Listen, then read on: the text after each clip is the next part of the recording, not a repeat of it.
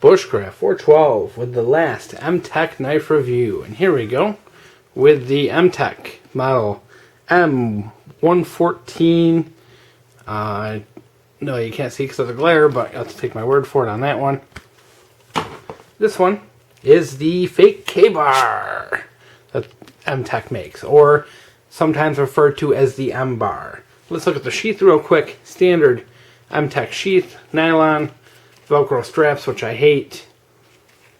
Nothing worth writing home about, but it'll work.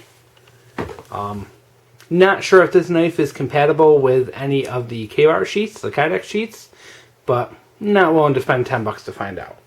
As you know, I've done a bunch of Mtech reviews, checking these knives out to try and find that needle in a haystack. And what I'm looking for this one, and the reason why I bought it, is I'm looking for a poor man's K-bar. And I thought this might have been it, but it falls a little short. Let's talk about the knife. It is a Mtech, which is made in China by Taylor Manufacturing. Roughly 5.5, close to 6-inch blade, which is a little bit shorter than your standard K-bar, but is on par with the short size K-bars. It has a black rubberized handle with a pinned on pommel, which I'm not sure of the material, but it feels like perhaps steel with a coating. You can see the tang through the end, so you do know this is a full tang, which I do like. The finger guard is a nice thick steel, very solid. Handle's very solid, actually. Mtech made a terrific handle on this knife. Good feel to it. No wiggle at all. Everything's very tight. I really enjoy the handle. But from the handle up, different story.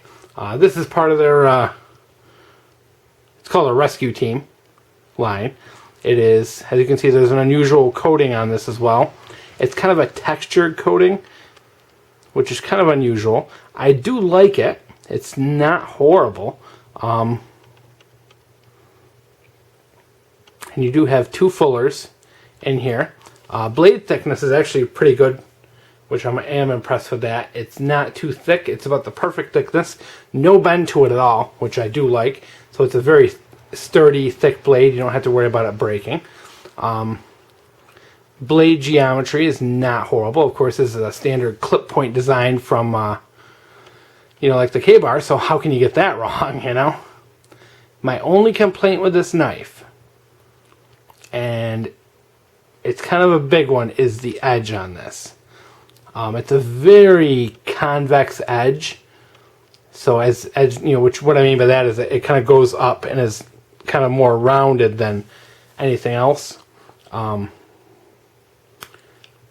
So sharpening this is very difficult. Very difficult to sharpen.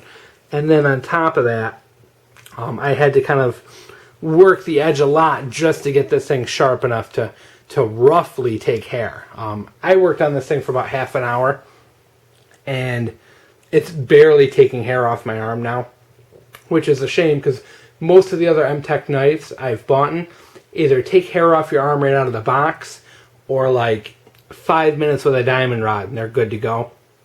This one isn't, and I don't blame the steel on it because it is, it's the 440 stainless. It's the normal steel that they've been using for all their knives. That Taylor Manufacturing uses on all their knives. But it's just that edge. It's just, that geometry, how the grind on it, it just isn't right.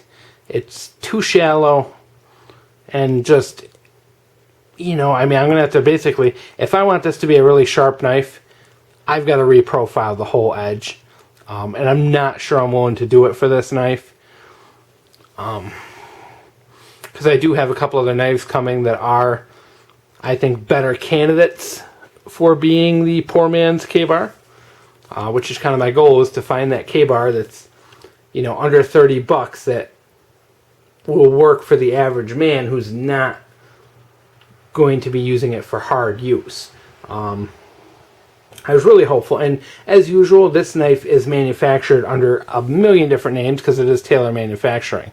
I know they make a Smith & Wesson, a Smith & Wesson version of this knife, and I believe United Cutlery makes one as well. You can generally identify them by the by the powder coating and the double fuller. Because I've seen them on a couple different sites, so I've avoided those. But I got a couple surprises coming in the mail in a couple of weeks, which I think will make much better poor man K-bars than this. As for who should buy this knife, well, it's a $10 knife. I think, actually I lied, it's like 12 bucks, I think it was. It's not going to cut it for wilderness survival. You know, you could use it. Is it going to cut it? I don't think so. I don't know about that edge. Without reprofiling the entire edge, I don't think it's going to be sharp enough to use for wood. You could probably baton with it, but you know, it's a 5-inch blade. You're not going to be able to baton a ton with it.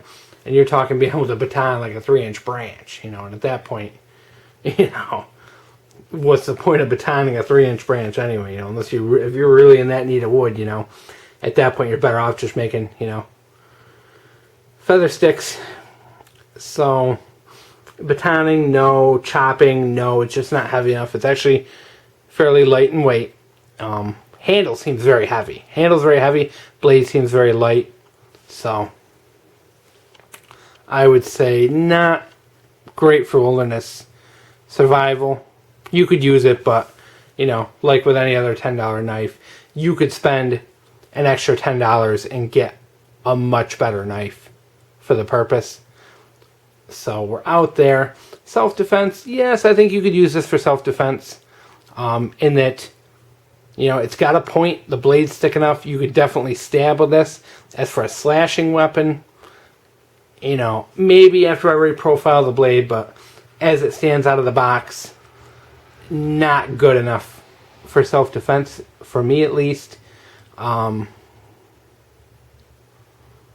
So, you know, as an SHTF knife, you know, likewise, this thing just isn't where I'd want it to be to trust in it, you know, because the edge just, you know, it's just, man, I wish it was a better edge on this thing, because, I don't know, maybe, you know, I guess the best way to do this is I'm going to have to reprofile the edge, you know, eventually someday when I get time, and give this thing a second review. But, you know, like I said, is this $12 knife really worth reprofiling, especially when it's stainless steel, and it's, you know, it's a pretty soft stainless steel to begin with. You know, is it really worth it? I don't know. I guess we'll see how the other poor man K-bars go, but you know what? If you just like the looks of this knife, and you want to keep it, you know, on display as a fake K-bar, yeah, this is a great knife for you. You know, it looks like a K-bar. It looks, you know, looks-wise, there's nothing wrong with it. The finish is actually really good. The edge is really good, at least in appearance, you know. So, handle, no defects in the handle or anything. So, appearance-wise, if you just want to put this thing on display, you know, for show, sure, it's a, you know, nice little knife. If you want to just wear it on your belt and look badass, sure, it'll work for that purpose. But, you know, it's just not going to be as amazingly functional as, you know, for $10, you know, there are knives, you know, $12 knives. You can buy a Mora that's going to be massively more functional than this. So, the extra length and weight that this thing have just isn't worth it. So I guess if you really just want a K-bar looking knife and you only want to spend 10, 12 bucks, this is a good knife for you. You know, but not something that's going to be great for hard use at this point. Not something that's going to be, you know, it's not the poor man's K-bar. You know, when I find it, I'll let you guys know. But for now, the search continues.